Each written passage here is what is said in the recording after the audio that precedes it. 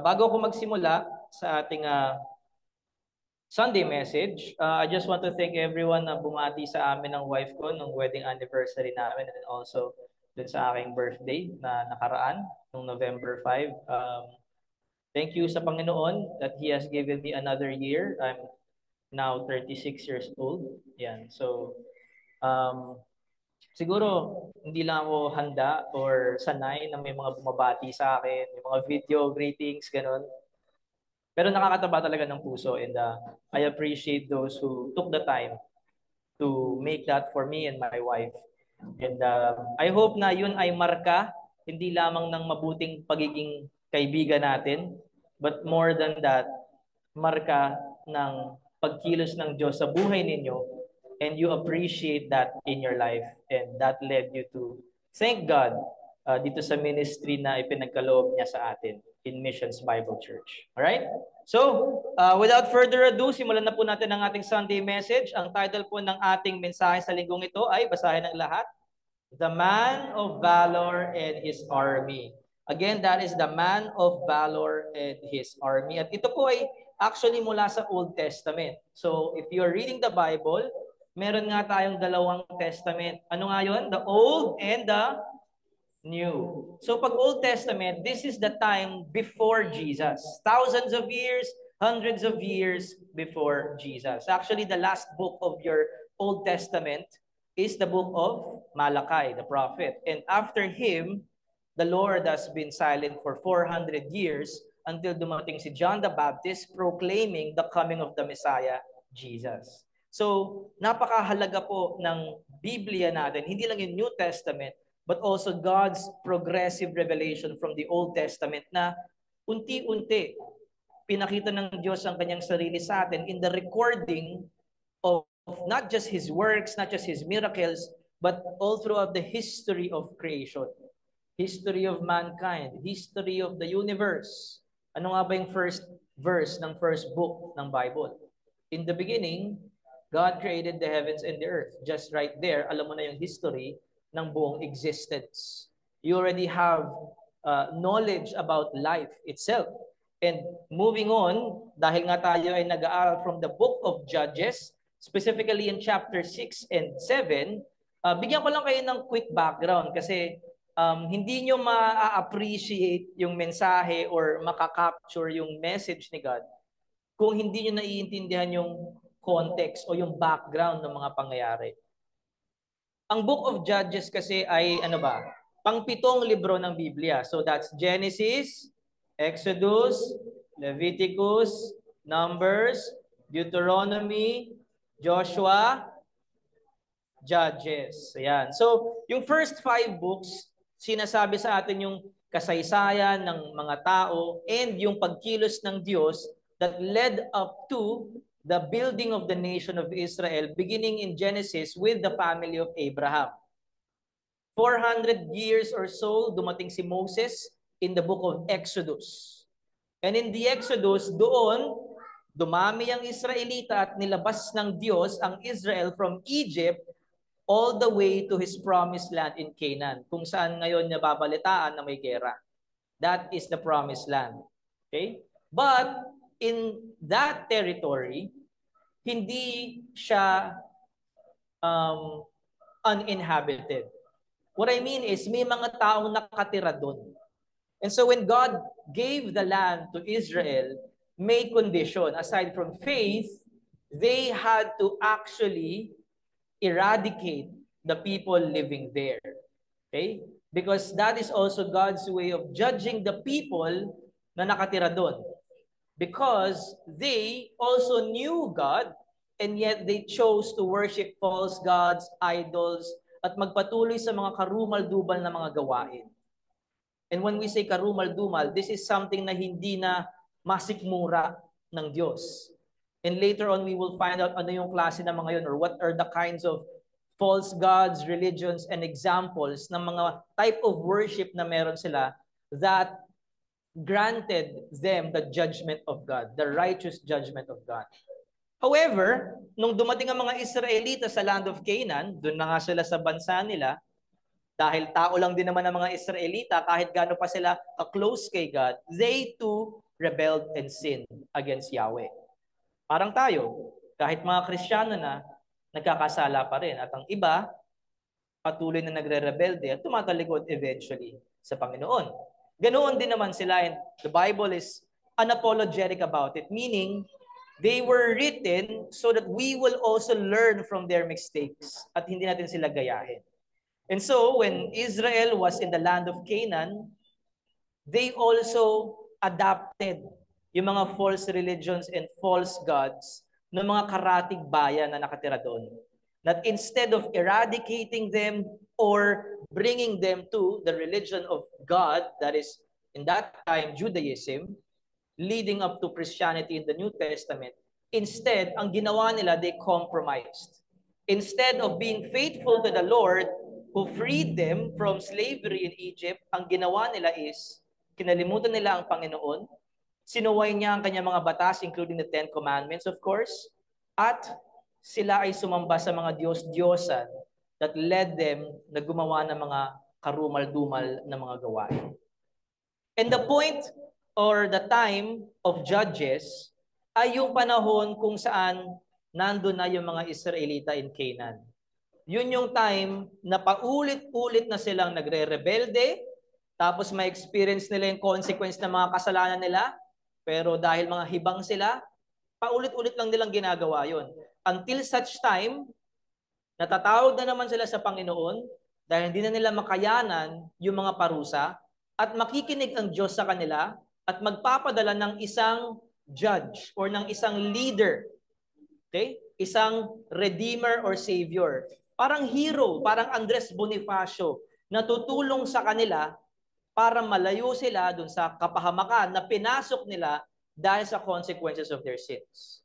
And pag nangyari na naman yun, bibigyan na naman sila ng kapayapaan and prosperity ng Diyos, 10 years, 20 years, 30 years, 40 years. And then, after another generation has passed, babalik na naman sila ulit sa kanilang mga makasalanang mga gawain of false religions and false gods. Paulit-ulit na gagawin yun ng mga Israelita at yun ang emphasis ng Book of Judges.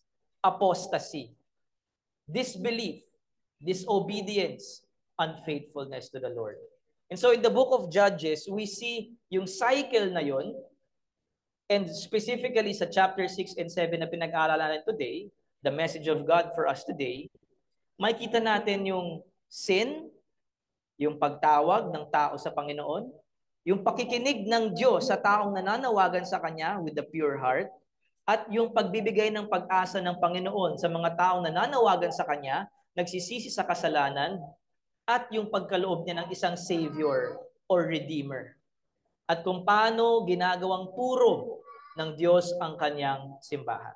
So ready na ba kayo doon? So I just gave you a quick survey o background of the Book of Judges and what we need to know sa pagpasok natin sa buhay ni Gideon.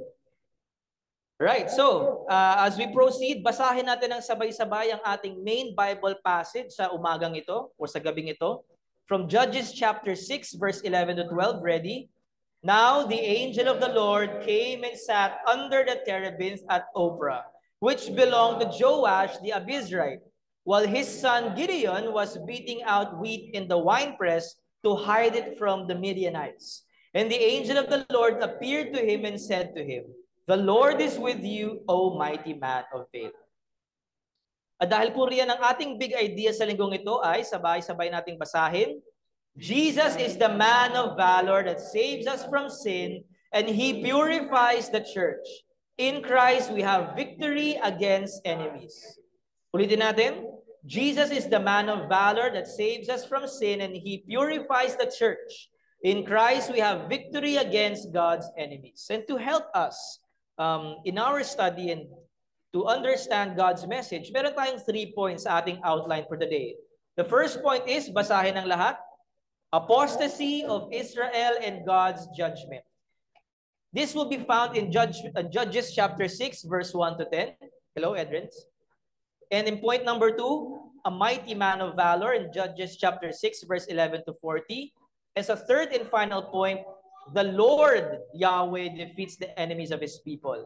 And that is in Judges chapter 7, Judges chapter 7, up to verse 23. Yeah. All right. So simulan natin sa first point. Thank you very much sa pagdalo mga kaibigan. Just in time. The first point ay the apostasy of Israel and God's judgment. So basahin muna natin yung Bible verse. Can you guys help me? Sabay-sabay nating basahin. The people of Israel did what was evil in the sight of the Lord, and the Lord gave them into the hand of Midian 7 years. And the hand of Midian overpowered Israel, and because of Midian, the people of Israel made for themselves the dens that are in the mountains and the caves and the strongholds. For whenever the Israelites planted crops, the Midianites and the Amalekites and the people of the east would come up against them. They would encamp against them and devour the produce of the land as far as Gaza, and leave no sustenance in Israel, and no sheep or ox or donkey. For they would come up with their livestock and their tents. They would come like locusts in number, both they and their camels could not be counted, so that they laid waste the land as they came in. And Israel was brought very low because of Midian, and the people of Israel cried out for help to the Lord. So ito yung unang verse na tatalakayin natin from chapter 6. Ano yung naka-underline dito? This gives us a background, yung current setting ng Israel sa panahon ng Judges. Nasa chapter 6 na tayo, and marami na actually lumipas na mga taon. More than hundreds of years na yung pacing ng story. So like I said, may cycle ng apostasy o pagpapatuloy sa kasalanan, tapos ma-experience nila yung punishment and consequences of their sins. Tapos, sila ay tatawag sa Panginoon. Tapos, maririnig ng Panginoon ang kanilang tawag at sila ay ililigtas ng Diyos. And then, bibigyan sila ng kapayapaan for a few years. And then, mawawala yung kapayapaan na yun, not because of God, but because they are unfaithful. Dahil babalik sila. Alam niyo yung feeling na, uy, okay yung buhay ko ah. May pera ako, may natabi akong ipon, may bahay na kami, may pamilya ako, masaya ako sa mga kaibigan ko, and so forth and so forth. Okay yung grades ko sa school, kahit may problema, okay naman kami. Wala naman problema kahit hindi ko kilala ang Panginoon. And then eventually, what happens? All of those things will explode in your face. Ma-realize mo, hindi naman pala okay yung buhay ko. Pinagbibigyan lang pala ako ng Diyos. Alam niyo yun? Pinapadama ka lang pala ng Diyos. Yun pala, iniipon yung judgment. And so, ito yung nangyayari. After 40 years, okay? After a generation, which is 40 years of faithfulness and peace by the victory of the Lord against the Canaanites through the previous leadership of Deborah and Barak, Israel once again began to turn away from the Lord to worship false gods and idols. Sino yung mga false gods and idols na yon? Si Baal and Asherah. We will talk about them later on dahil hindi sila ang bida dito. Sino ba? Si Yahweh the Lord. And in their worship of these deities, kasi nga, nakisali na sila eh. They did what was detestable in the eyes of the Lord. Yung kamuhi-muhi, karumal-dumal, yung kinaayawan talaga, yung gigil na gigil ang Diyos. Thus, He allowed neighboring countries like the Midianites and the Amalekites, who are longtime enemies of Israel, to regularly attack and freely raid them without protection. So much so that their terror went as far as the northern side of Israel. Bigyan ko kayo ng idea. Let's put it in our own perspective. Saan tayo nakatira? Sang bansa? Philippines. Where are we located? South China Sea, di ba? So sa map, if you have a global map or world map, nasa South China Sea area tayo or Southeast Asia. Yan. Sino yung medyo nanggugulo sa atin ngayon? Nambubuli sa atin? China. Alright. Malayo ba ang China dito o hindi? Relatively malapit. Pero kung lalakarin mo, malayo, 'di ba? Pero kung magbabarko ka, maaabot mo yung teritoryo nila. Kaya nga merong 'di bang parang invisible line that separates yung economical territory ng mga bansa.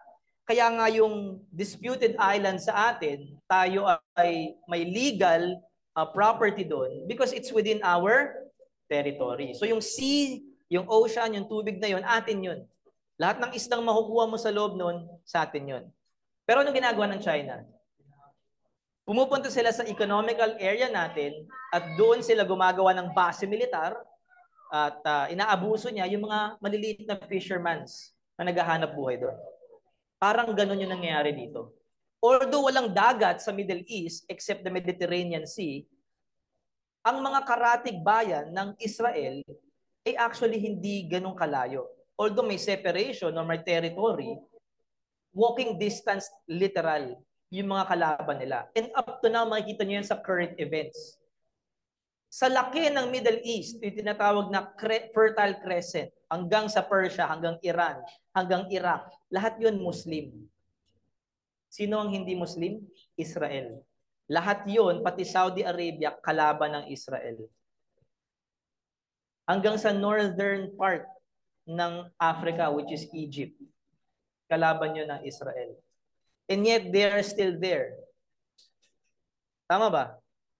This is the exact thing that's happening ever since na nakikita nyo ngayon sa mga balita. So, that's one thing that you know, na totoo yung mga Bibles ninyo. And you're a fool if you will not place importance to this because it is now happening in our time. Okay? Hindi man tayo Israelita, but we can see that happening there.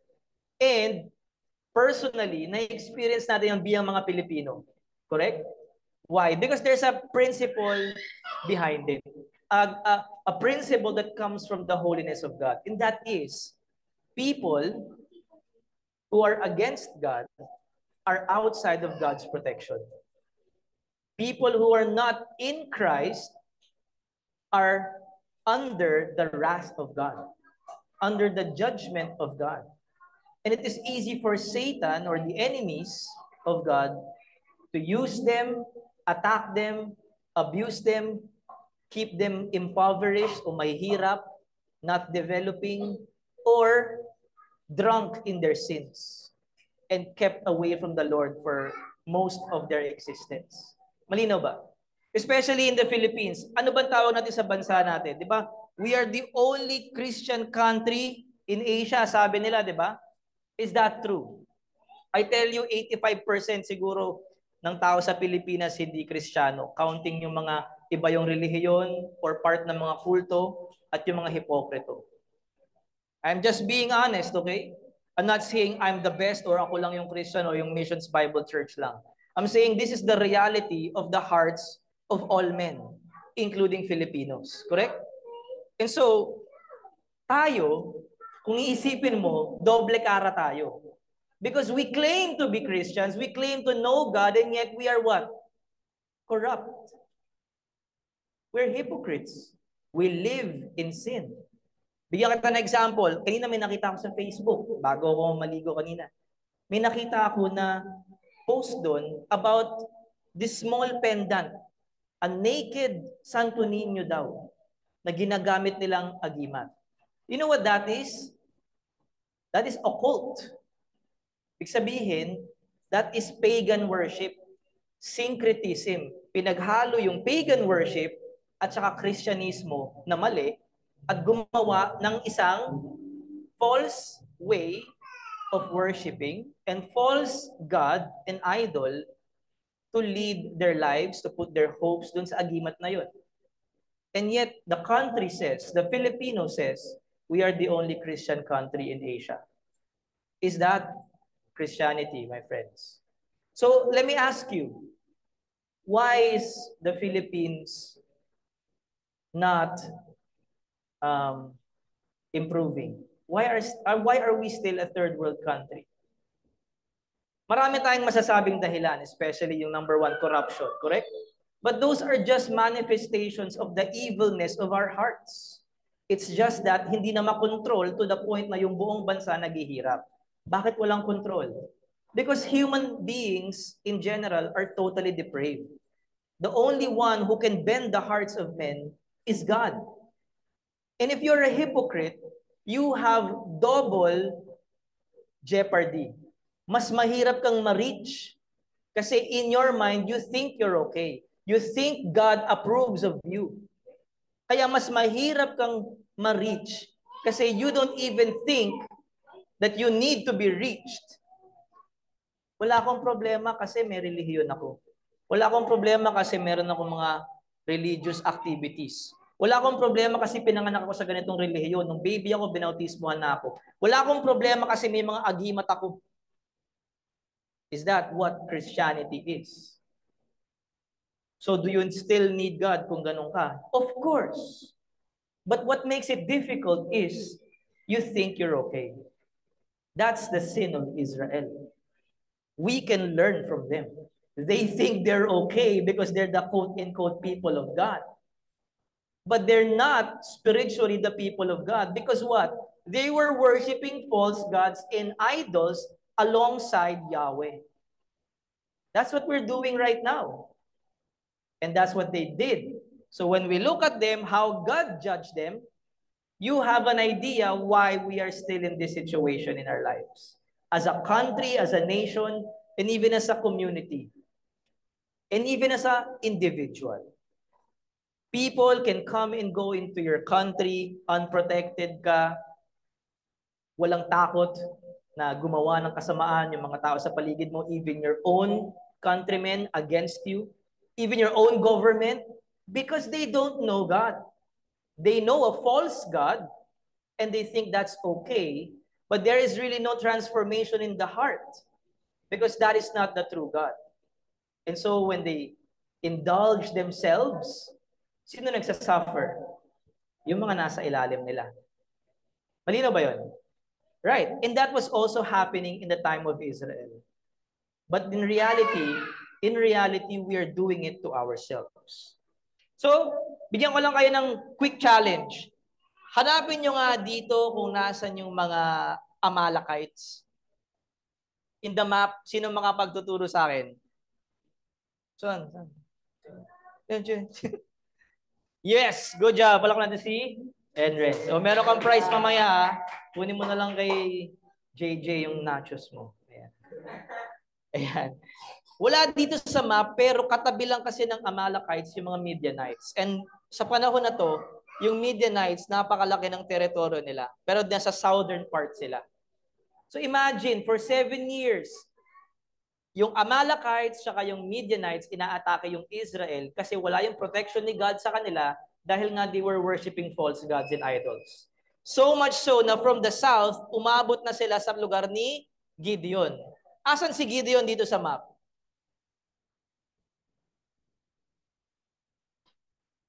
Nakita nyo ba? Yung white na box, asan si Gideon dyan? Ito, di ba? Tama ba? Yan. Dito nakatira si Gideon. Dito nangyari yung event. Pero tagasan yung mga kalaban niya. Nasa baba. Ang layo, di ba? So, for 7 years of unfaithfulness, umabot pati sa norte. So, kung ngayon, sa tingin nyo, nasa South China silang yung China, nagugulat kayo, may pogo na dito sa MOA. Parang ganun lang yun eh. Naintindihan nyo ba yung nangyayari? Hindi na lang siya distant enemy. Dahil sa unfaithfulness ng bansa, naka-infiltrate na, nakakapasok na ng malaya. To the point na kada harvest time, I think at least once a year may harvest, di ba? Pupunta doon yung mga kalaban, kukunin lahat ng tanim, pati yung mga tupa, mga baka nila, lahat, kukunin lahat yun. To the point na hirap na sila at nagtatago na sila sa mga kuweba. Okay? And not to mention, syempre, yung iba pang mga ginagawa ng mga raiders. So, na-imagine nyo ba yun? From south, umabot sa norte for 7 years, gradually because of continuous sin. Now, picture yourself. How does Satan influence your life? Because of your continuous sin. You think, okay pa lang kasi wala pa naman nangyayari sa buhay ko eh. Wait mo lang. Wait mo lang, friend. Darating din yun. Pwedeng 7 years, pwedeng less, o baka 10. Hindi ako magugulat. Magsisisi ka na lang sa huli. Malinaw ba yun? And we've seen that happen many times, even sa mga kasama ninyo rito noon. It's not an accident you don't see them now. It's because something happened to them because they did not listen to this. Malinaw? So, Judges chapter 6 verse 7 to 10. When the people of Israel cried out to the Lord on account of the Midianites, sobrang hirap na eh. Tumawag na sila ng tulong. The Lord sent a prophet to the people of Israel. Anong sinabi ng propeta? Basahin natin. Thus says the Lord, the God of Israel, I led you up from Egypt and brought you out of the house of slavery. And I delivered you from the land of the Egyptians and from the hand of all who oppressed you, and drove them out before you and gave you their land. And I said to you, I am the Lord your God. You shall not fear the gods of the Amorites in whose land you dwell, but you have not obeyed my voice. Key verse dyan yung 10. I am the Lord your God. You shall not fear the gods of the Amorites in whose land you dwell. But, did they obey? Nasabi ni God, you have not obeyed my voice. Let me ask you, when you reject God, when you reject Jesus Christ, does God deserve that? Honestly, hindi ko tatanggalin sa inyo yung hinanakit nyo kay God, baka may na-experience kayong abuse o paghihirap sa buhay ninyo. I'm not taking that away from you. So if your answer is yes to the question, does God deserve your rebellion or rejection? I'm not gonna take it against you. Malinaw? Kung may hinanakit kayo sa Diyos, I understand. But in the bigger picture, let me tell you, God does not deserve it. Because nothing is meaningless. Everything has a purpose. And even the hardships that you go through, even the consequences of your sins, are not hopeless. Meron pwede pang gawin si God. And yun ang itinuturo din sa atin dito. But first, God reminds us, especially Christians, how God already saved you. Na-save ka na eh. God has already led you up from Egypt and brought you out of the house of slavery. And this is what you do to me. Parang ganon.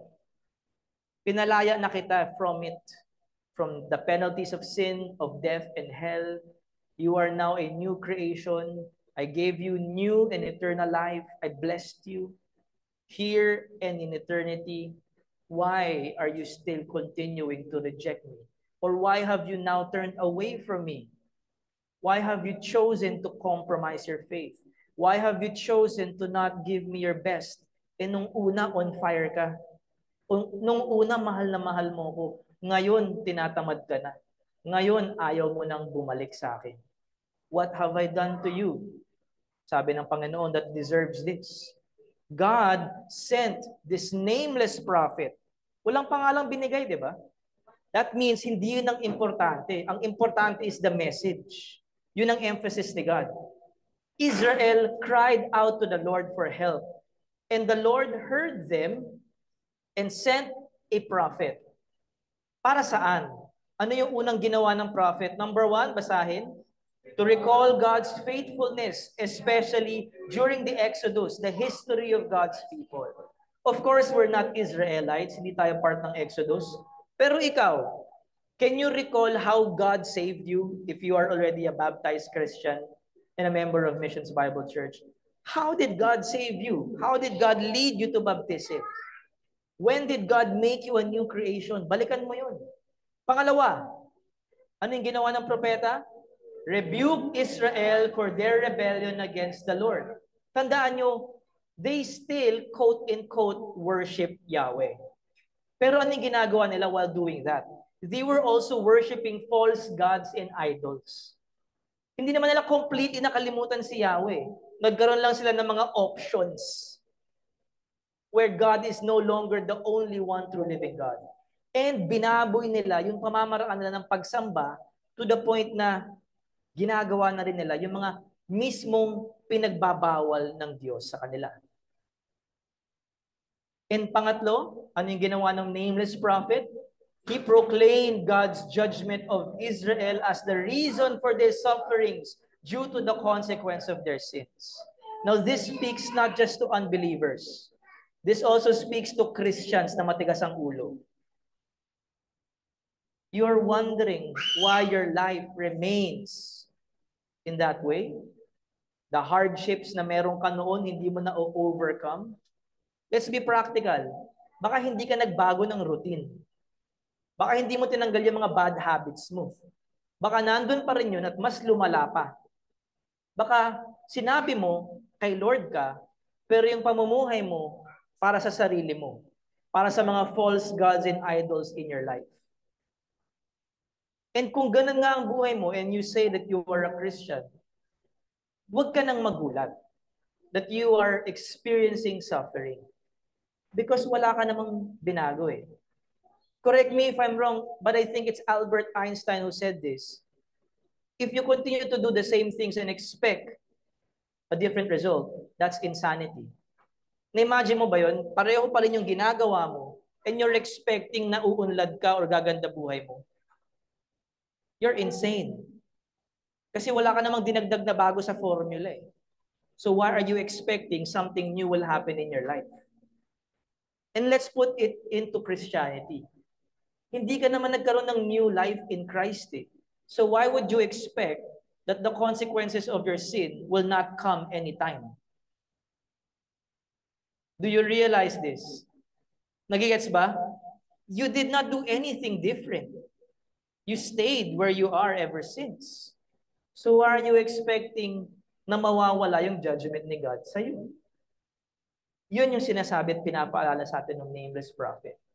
And all of these things was to convict Israel and to convict us of our sins and to prepare us for the coming of God's help. Sino yung help na yun?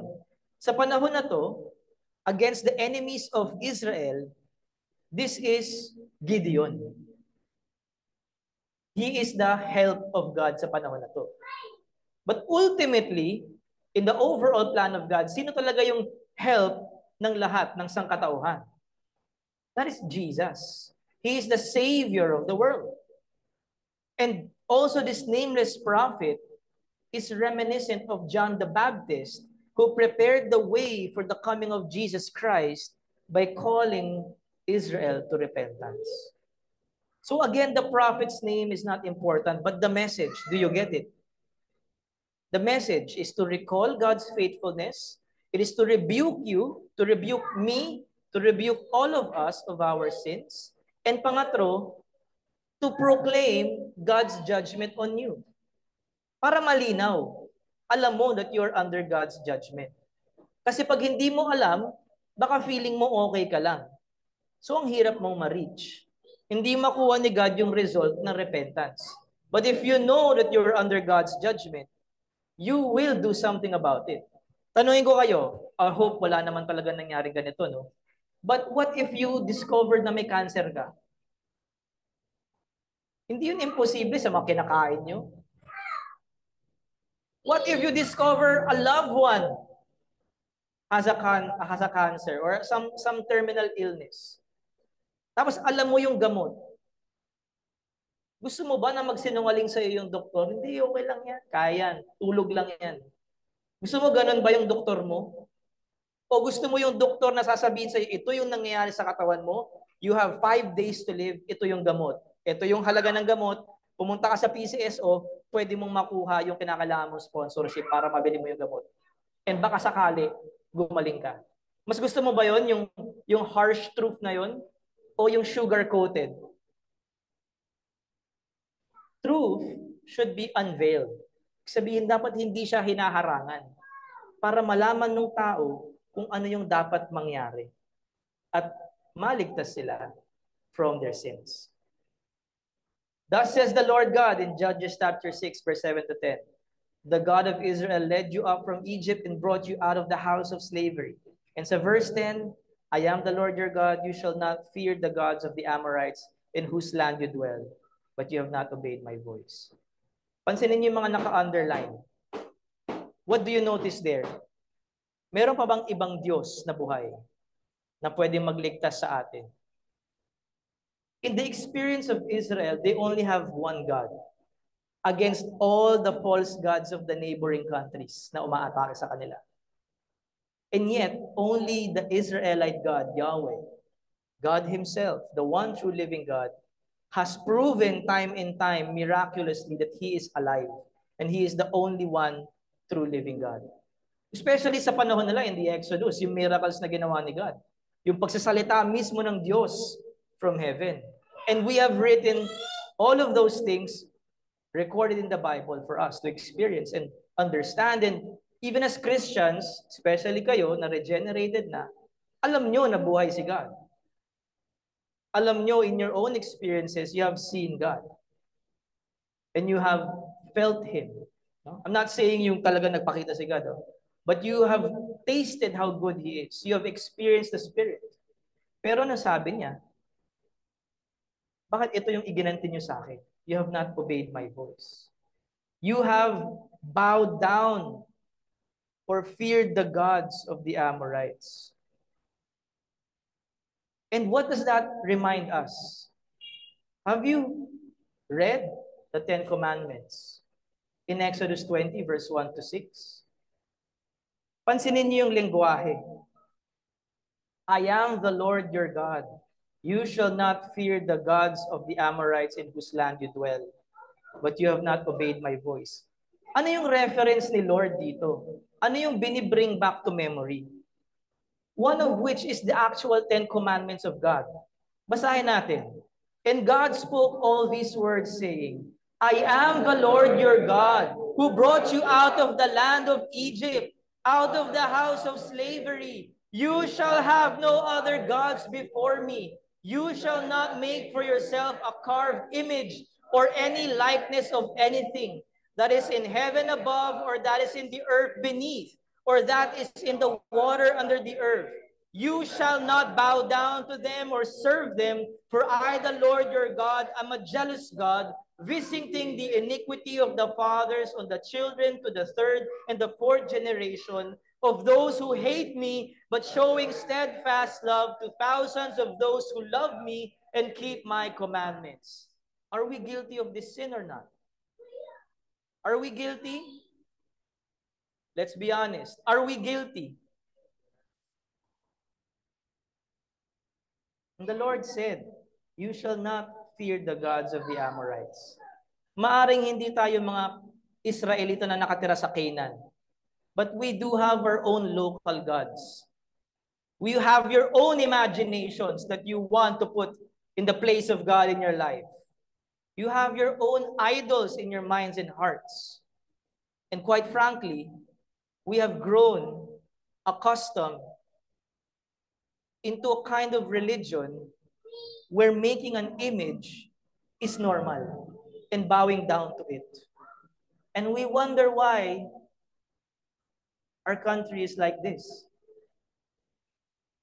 Did God not warn us and command us? Did God not show us the example of Israel for us to follow and not to follow? I don't mean to disrespect anyone or to be intrusive of your personal beliefs, but I mean to speak the message of God.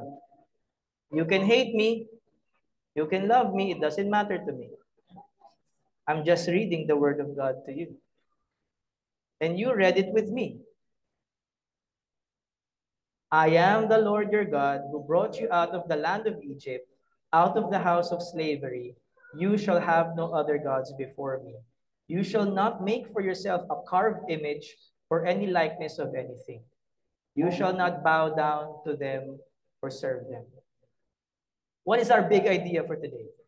Jesus is the man of valor that saves us from sin, and he purifies the church. In Christ, we have victory against God's enemies.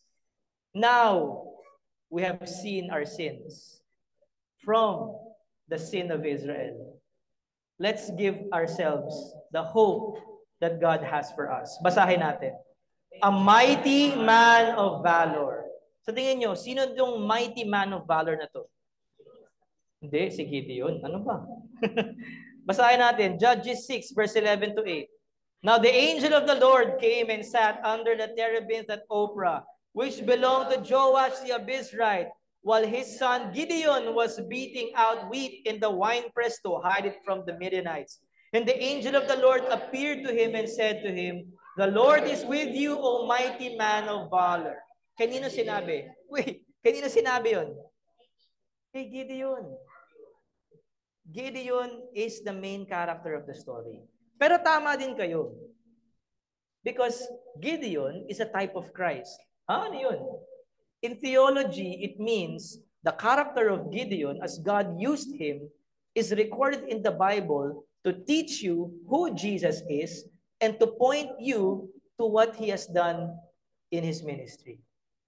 Sa madaling salita, the judges or the leaders, the temporary redeemers of Israel, the heroes of Israel, points us to the Savior of the world.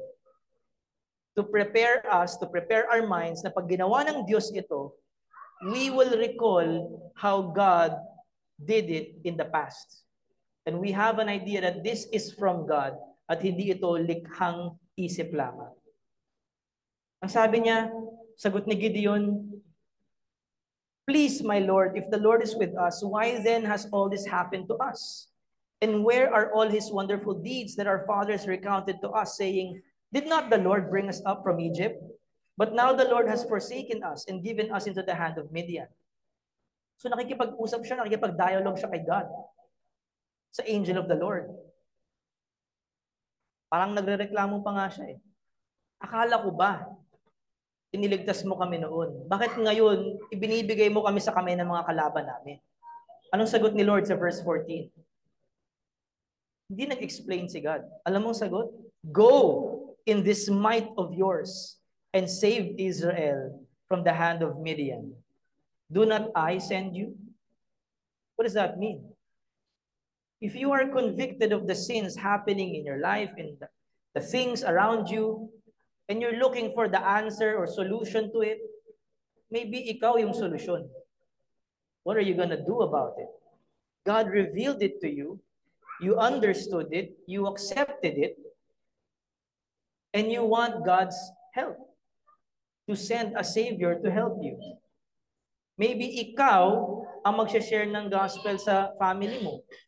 Maybe ikaw ang mag-share ng gospel sa friends mo.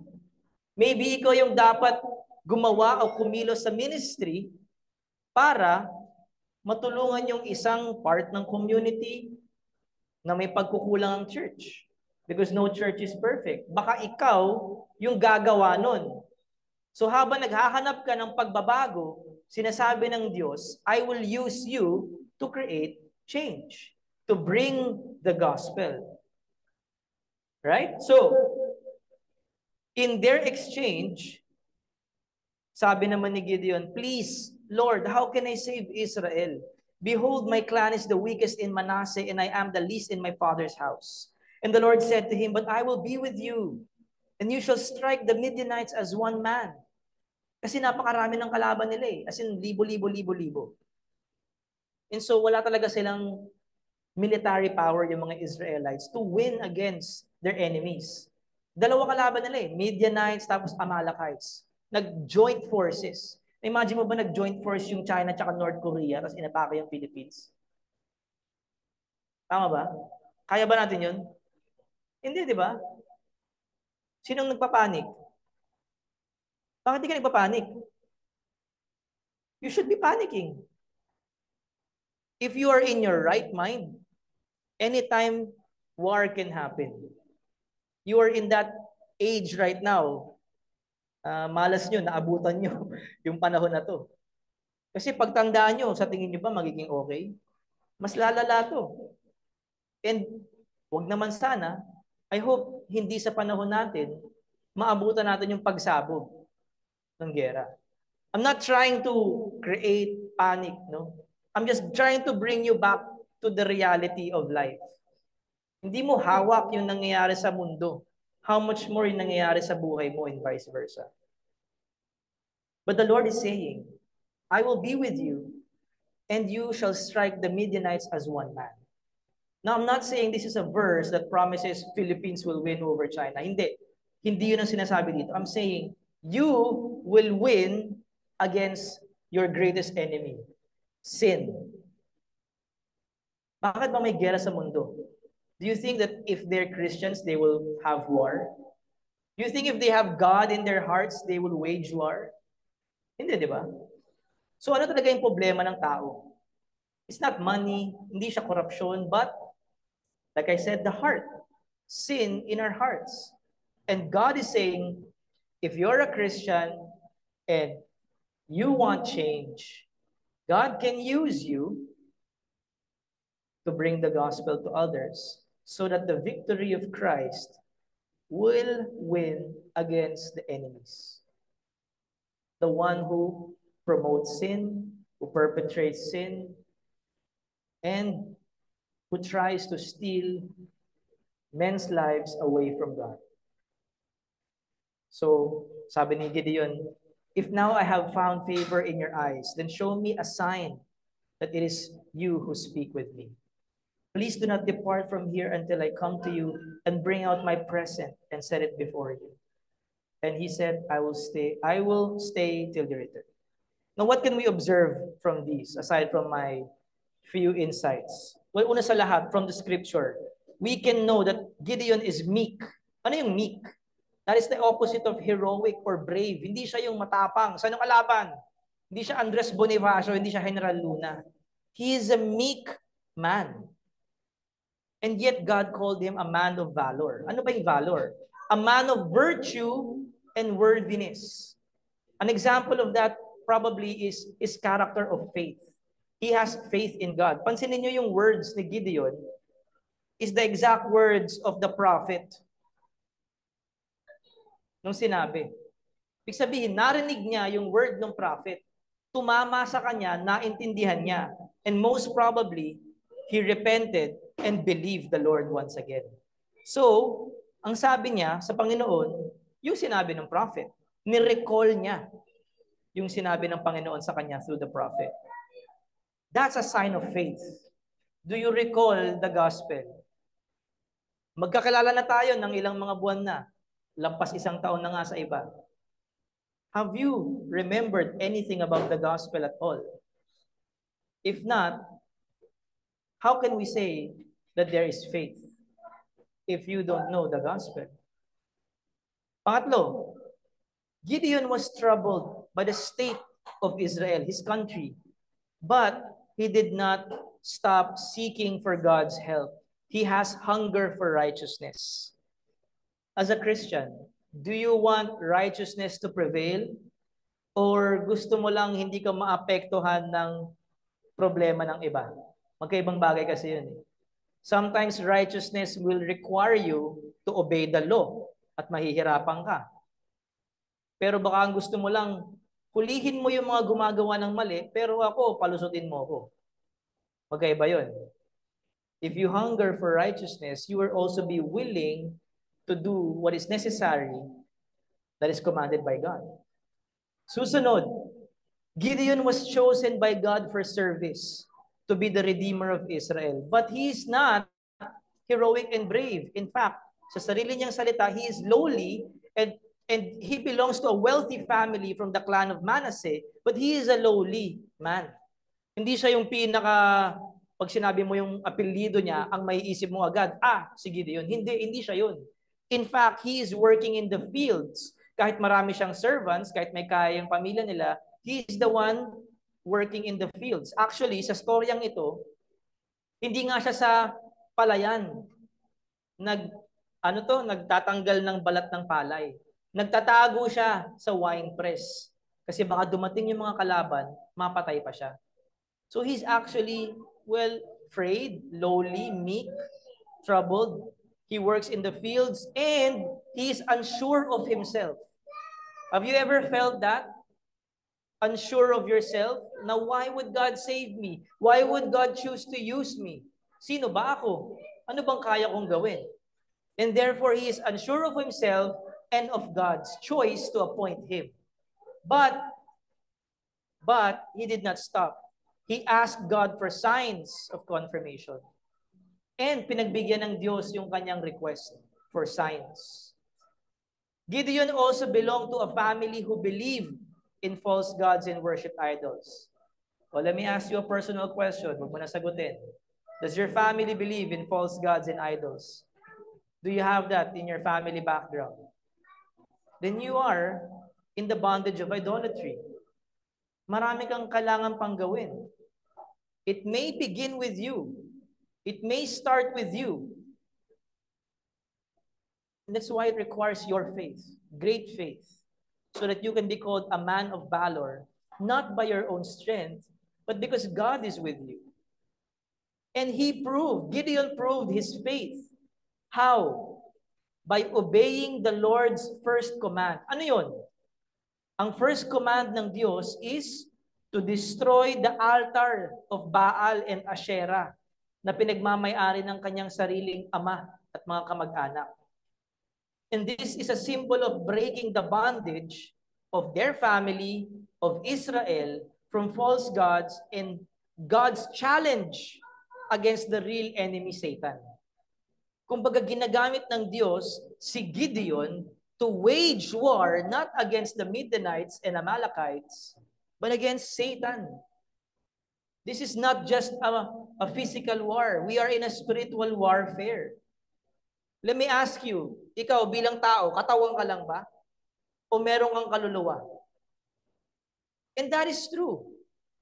And so you must understand that the world around you is not the only world there is. May spiritual world. There is a spiritual warfare.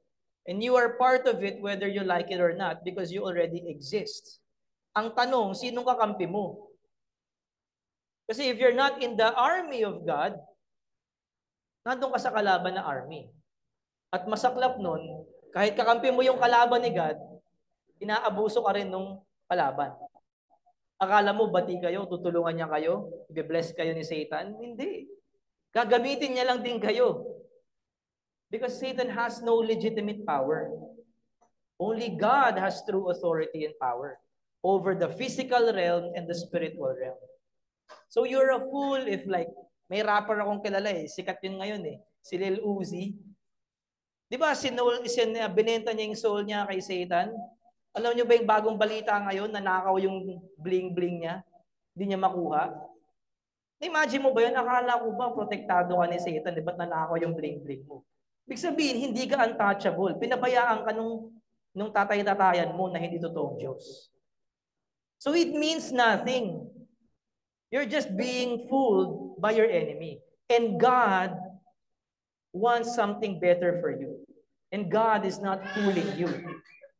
The one true living God wants to break the bondage of false gods in your life.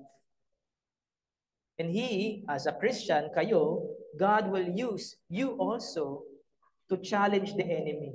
Hindi lang sa mga buhay niyo, but pati sa buhay ng mga families ninyo. And so, nung ginawa ni Gideon yun, yung sinira niya yung mga rebulto ng kanyang mga angkan, nagalit sa kanya yung mga kamag-anak niya, ilabas mo nga yung anak mo, yung pamangkin mo, sinira yung mga ko dito Anong sabi sa kanya nung tatay? O nung tatay, binigyan siya ng pangalan na bago. Jerubbaal. Bakit?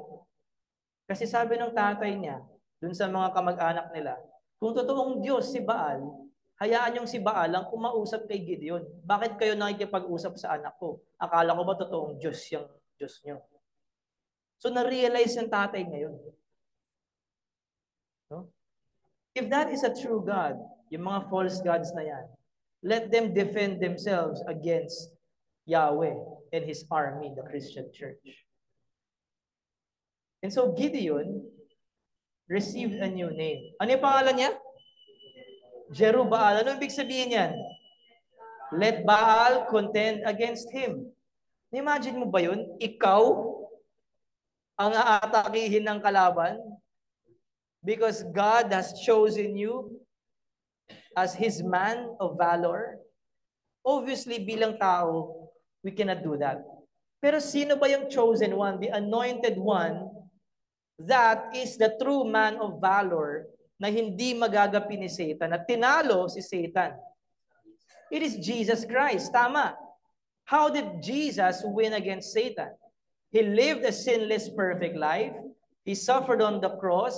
died on the cross for our sins, paid for our sins, and after 3 days, He rose again from the dead. He defeated sin and death and Satan by being lowly, meek, and hindi sa pamamaraan ng mundo. So Gideon, again, is a type of Christ who points us to the real man of valor na hindi kayang labanan ni Baal o ng kahit sino mga Diyos-Diyosa. And so as a Christian, if you have Christ in you, you have the victory of Christ over the enemies of God. Sabi nga sa Matthew 5, blessed are the poor in spirit, for theirs is the kingdom of heaven. Blessed are those who mourn, for they shall be comforted. Blessed are the meek, for they shall inherit the earth. Blessed are those who hunger and thirst for righteousness, for they shall be satisfied. Blessed are the merciful, for they shall receive mercy. Blessed are the pure in heart, for they shall see God. Blessed are the peacemakers, for they shall be called sons of God. Blessed are those who are persecuted for righteousness' sake, for theirs is the kingdom of heaven. Blessed are you when others revile you and persecute you and utter all kinds of evil against you falsely on my account. Rejoice and be glad, for your reward is great in heaven. For so they persecuted the prophets who were before you. This is who Gideon is. This is who God is. Now let me give you an idea. Sino naman yung mga kumakalaban kay God at kay Gideon at sa mga Israelita ng panahon? These are the Canaanite gods that we are talking about. The first one, yung sa lower picture, si Asherah. These are the Canaanite gods. In fact, hindi lang sila sa Canaan. These are the gods of all the nations since the beginning of civilizations. Nag-iiba-iba lang ng pangalan. Okay? Like for example, Asherah. This is a goddess actually. Commonly, what nations have in common is that she is a goddess of sex, fertility, of war, etc. And she is known by many names throughout the world. Pansinin niyo yung common tawag sa kanya. She is called Mother, Queen of Heaven. That is in the Bible too. Jeremiah chapter 7, Jeremiah chapter 44, verse 17 to 19, and verse 25. You don't have to answer. But does this sound familiar to you? This title, Mother, Queen of Heaven. Because that is a title given to a false god, Asherah. And she is a companion of Baal, the false god. Pinapaganda ko lang yung word, pero hindi talaga companion yan. Kabit yan. Kabit. Okay? So that is Asherah, the false god. Marami yung pangalan pa. Hindi ko nababanggitin lahat. Actually, while I was studying this, pinanood ko yung mga videos, naramdaman ko yung evil spirit eh. Pinakinggan ko yung mga chants, yung mga kanta nila sa kanya, yung mga prayers nila. Nakita ko yung mga altar nila for Asherah. Kasi up to now, may sumasamba pa rin sa kanya. Malakas pa. You will find that in the pagan witches and occult. They are still worshiping this false goddess. But the Bible has already spoken about it. And history proves it. Ito mga information na to, hindi ko naman kinuha sa Bible lahat to eh. Galing ito sa totoong history. So hindi ito parang bias. Even non-Christians know this. Scholars, archaeologists can confirm this. So ibig sabihin, the Bible is not lying. And if you have a false goddess na tinatawag mo sa ganitong titulo, matik, negative yan, tol. That's not Christian.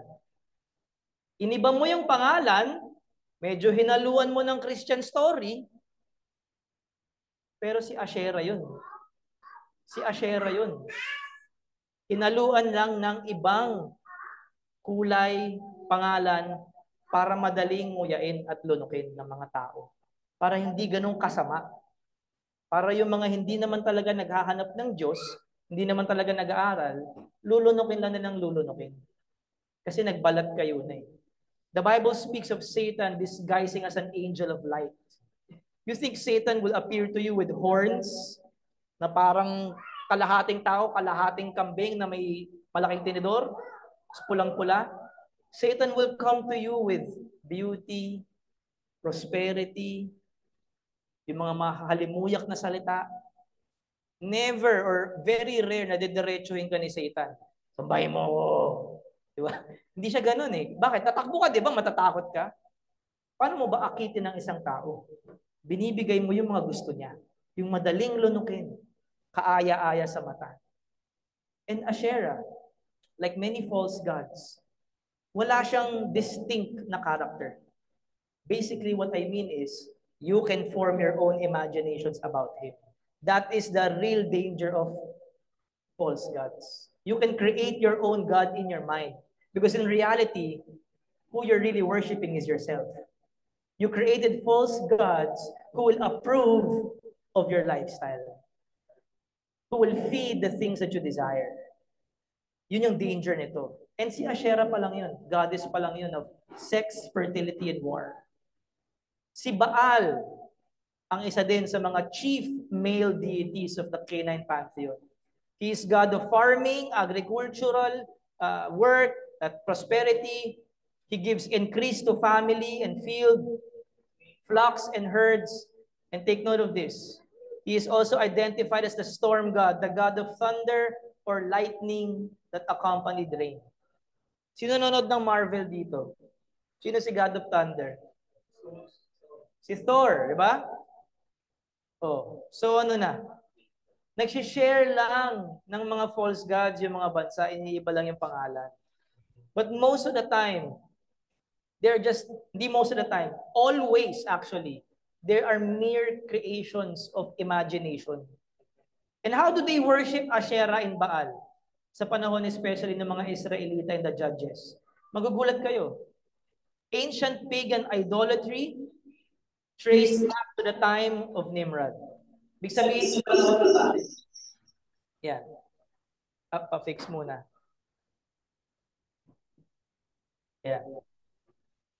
How did they worship these false gods? They had animal and human sacrifice. Namely, yung mga infants. You wonder why yung abortion, lalo na sa USA, ay ipinaglalaban ng maraming tao, especially those who are not Christians. Because it's not just simple abortion. Hindi lang siya simpleng murder ng babies. May ritual siya behind it. It is actually an offering to their false god, Baal, or also known as Molech. So they are sacrificing their firstborn babies to these false gods after they have sex, after they have sexual immorality. And speaking of sex, it's not really between husband and wives actually. Meron mga temple prostitutes. Imagine mo pumunta ka sa temple nila, tapos may mga nakareding lalaki at babae doon, na part ng relihiyon nila is makipagtalik sila sa'yo. Doon, nagta-thrive yung false religion sa immoralities na yun. And they were also cutting and nag-worship through blood, rioting, and ecstatic movements.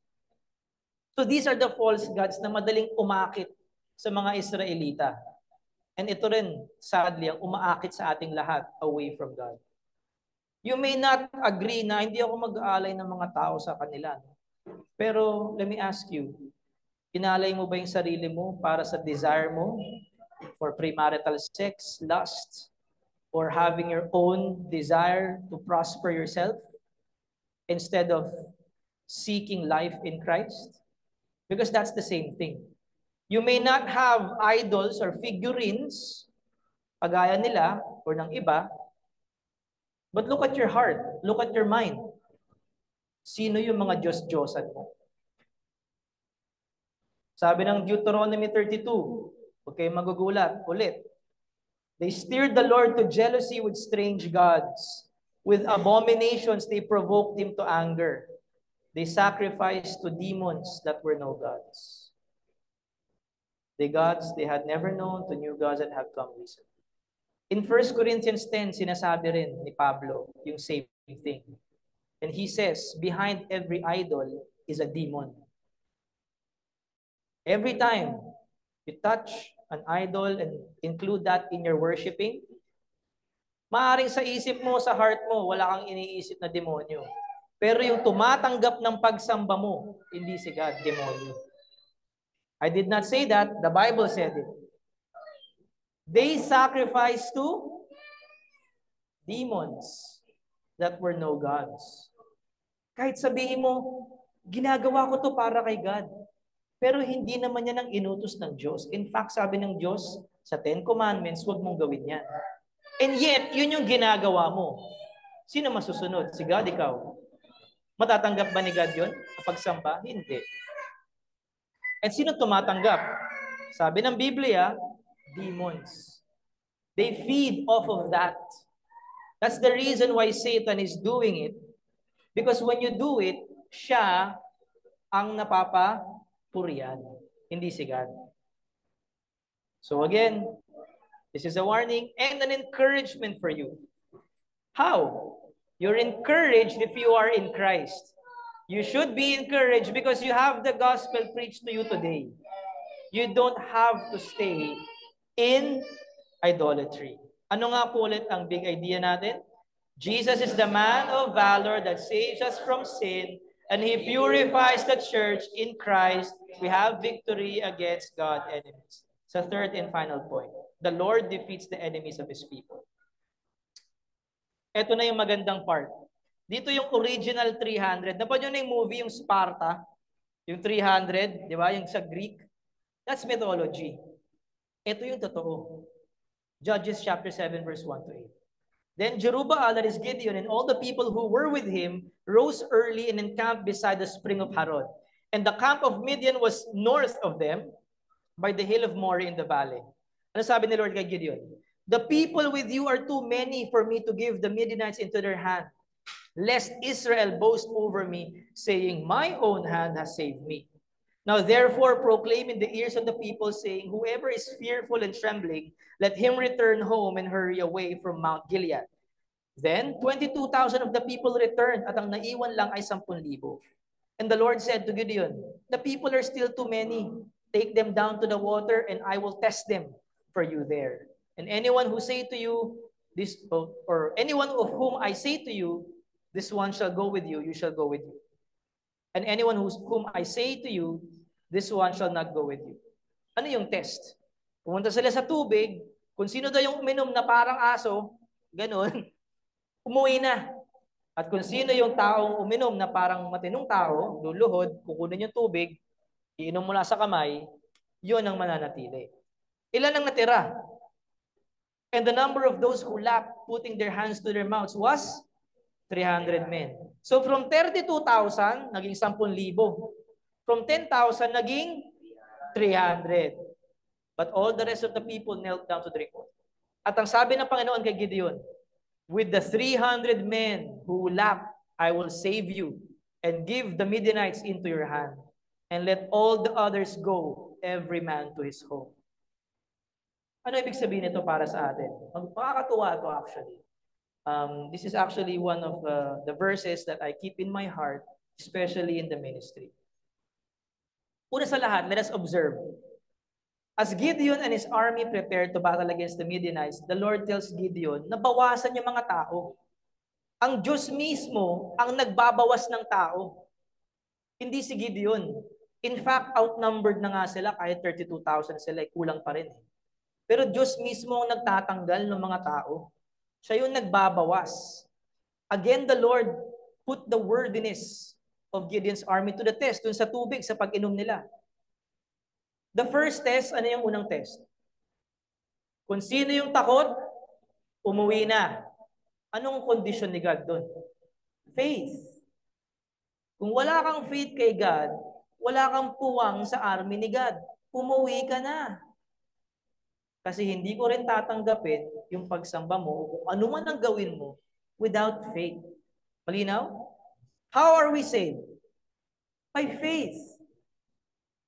Ano ba yung formula ng conversion? Repentance and belief, which is genuine saving faith. Ganon din sa pagsisilbi sa Panginoon. Kahit yung prayers mo, kung walang faith, God does not accept it. How much more if you will proclaim the gospel, defeat idols, bring change to your family through the gospel? How can you do that if you don't have faith? Aasa ka sa lakas mo? Sabi nga ng Diyos, hindi mo kaya yun eh. Magagawa mo lang to, binigay ko sa iyo itong ministry na to because you have me.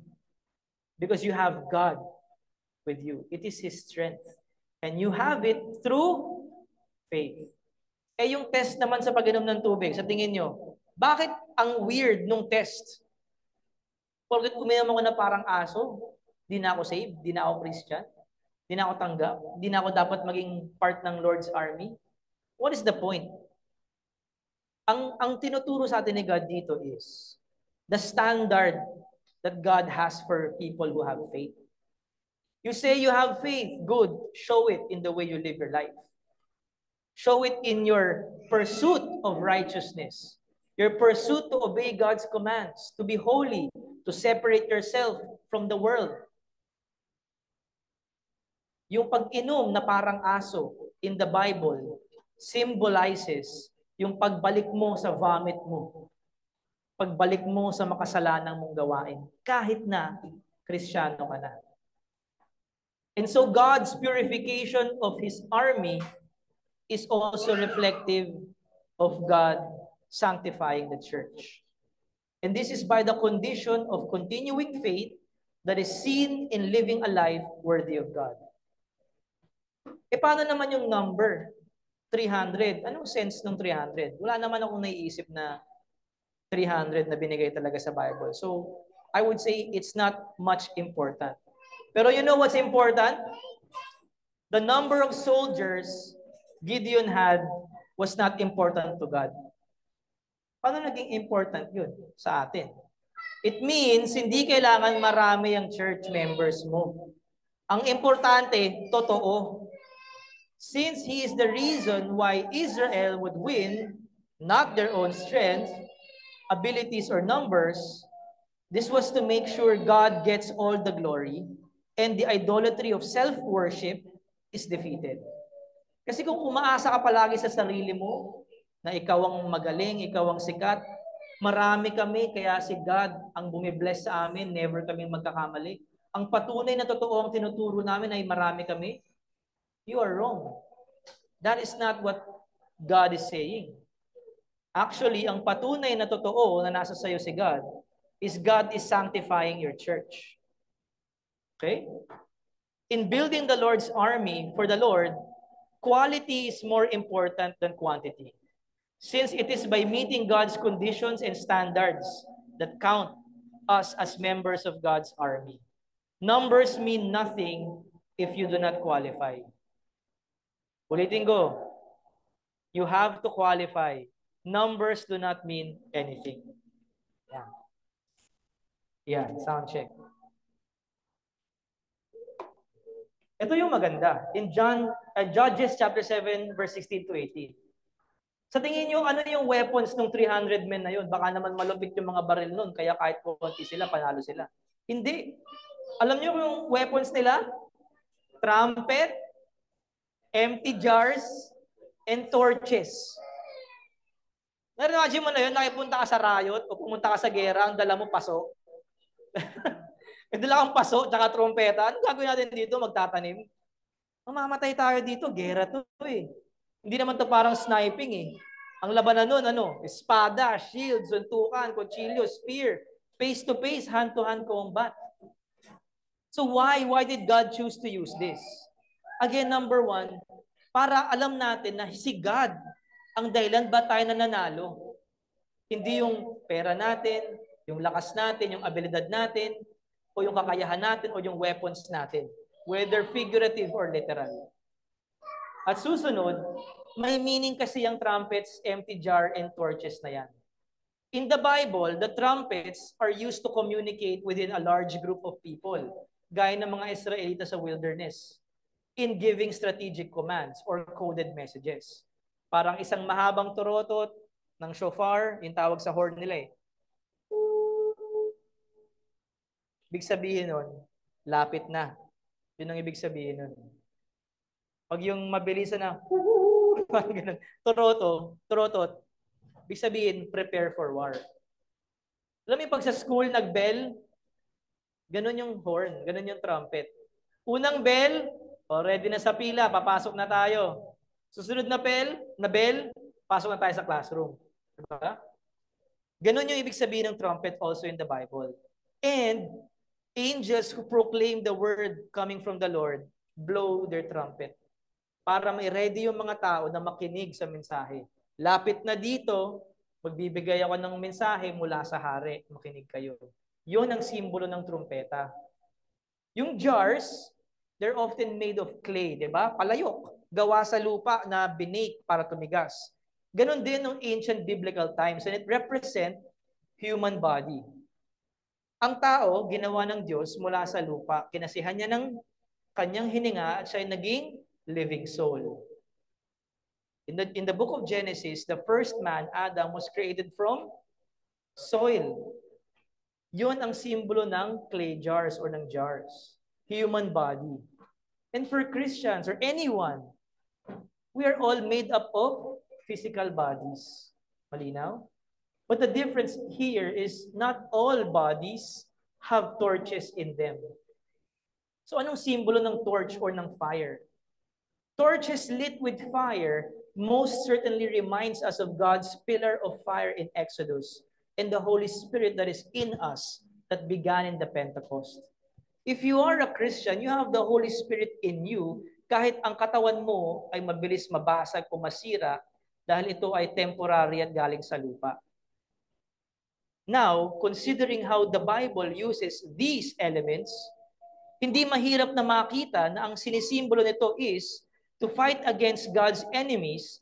Christians ought to be empty vessels filled by the Holy Spirit, armed with the Word of God, ready to proclaim the gospel. That's how you win the war. Not by your might. Hindi dahil nakagraduate ako ng matataas yung grades ko, nakahanap ako ng magandang trabaho, nasa abroad na ako, successful na ako, nakuha ko yung dream job ko, nakuha ko yung dream girl ko, naging varsity ako, naging sikat na basketballista. Okay, that's nice. But that's not how you win in life. And definitely, that's not how you are accepted by God. The condition is faith lived in righteousness. And to live as a Christian is to fight against God's enemies as an empty vessel filled by the Holy Spirit, armed with the Word of God, ready to proclaim the gospel. Ano nga po ulit ang ating big idea? Jesus is the man of valor, saves us from sin, and He purifies the church in Christ. We have victory against God's enemies. So dito na tayo natapos, my friends. I hope that you have learned something today, but I will leave you with a few thoughts and application. This time kayo naman na magbabasa para hindi kayo antukin, para feeling nyo pinapagalitan kayo. Hindi naman. Huwag ganun. But I want you to read it. Pwede ba volunteer na lang? Let's begin with Ate Alexi. Pakibasa yung number 1.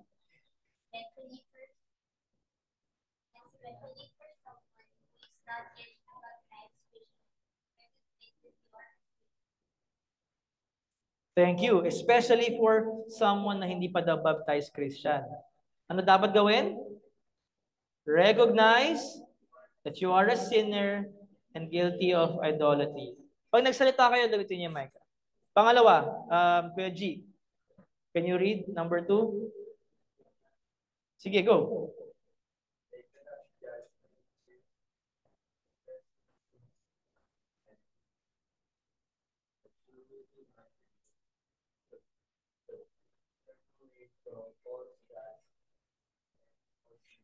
Amen.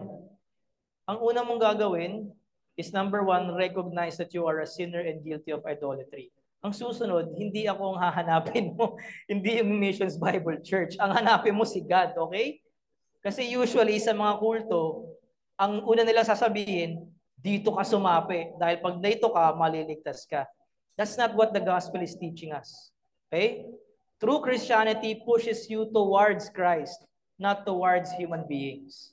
Take God's judgment seriously. Repent.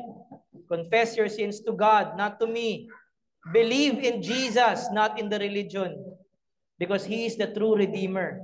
And anong gagawin natin? Babalik pa rin ba tayo sa mga nakaraan? Turn away from false gods and false religions. Third, For the church, let us be grateful that God has given us our Jesus. Being hopeful amidst our difficult to worship that physical presence in spirit and cry out for help. God will hear us. thank you. For the church, for believers, for Missions Bible Church, are you grateful because of Jesus that you are not worshiping a false God, that you are not worshiping demons, that we are not teaching you false religion here, na kahit mahirap, nababawasan, that is actually a sign that God is true? Palakpakan natin ang Panginoon. Yeah. So, of course, we don't desire na mawala yung mga tao. But I'm saying, that's a sign that God is alive and He is really choosing sinong gusto ko sa army ko, sabi ng Panginoon. Kagaya ng ginawa niya sa army ni Gideon. Be hopeful, therefore, amidst your difficult situations. Lalo na sa mga nasa online na alam ko na dumadaan sa paghihirap, mga parents, single parents, widows, etc. Don't play the victim. You're not a victim. You're a man of valor. You're a woman of valor because you have Christ in you. Huwag kang palaging pa-victim. Nahina ako, tulungan mo kami. Gumawa ka ng diskarte kasi nasa sayo na ang Panginoon. Lahat ng kailangan mo, nasa sayo na, pati ang grasya ng Diyos. At nandito rin ang suporta ng army ng Diyos, the church. What are you waiting to do? Parang nung ginawa ng Diyos na tinawag niya si Gideon, tinatawag ka na rin ng Panginoon. Kumilos ka. Huwag kang manatili at malugmok. Pangapat.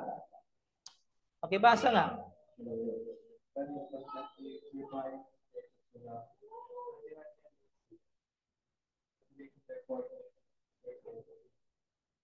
If you have a sensitivity and a peace, and attention, regularly we are regular medical progression, verbal of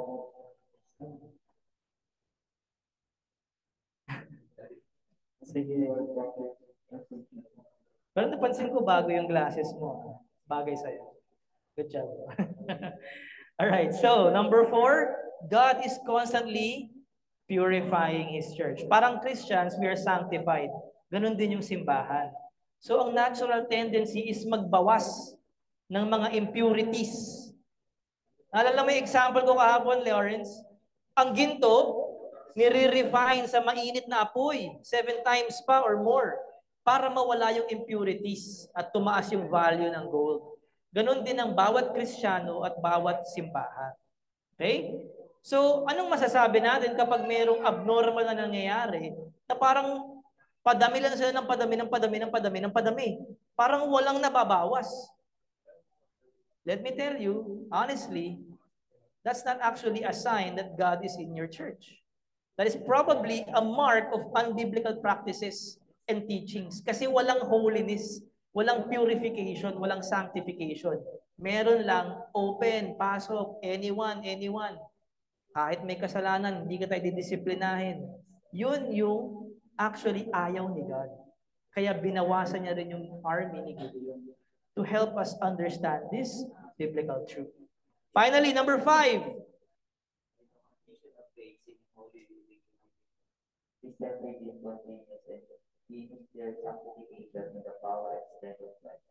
Those who are afraid and shrink back and persist in lifestyle of sin as a move from the ranks, even they remain within the arms of God's people. God knows those whom He has chosen. Thank you, Kuya Lawrence. Finally, ito yung last word. No? It's an encouragement, but it's also a warning for Christians. No? Na we begin, continue, and end in our sanctification by the power and strength of God that we have in our faith. So huwag kayong umatras sa laban, huwag kayong mag-give up.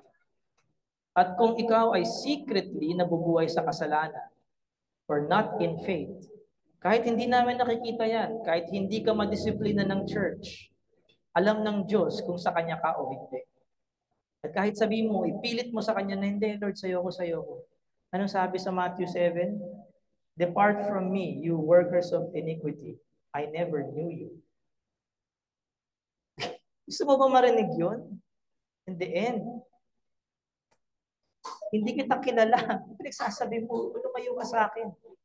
At aakayin ka na ng mga anghel at itatapong ka sa nagbabagang apoy. The church is not yet the final reflection of God's kingdom.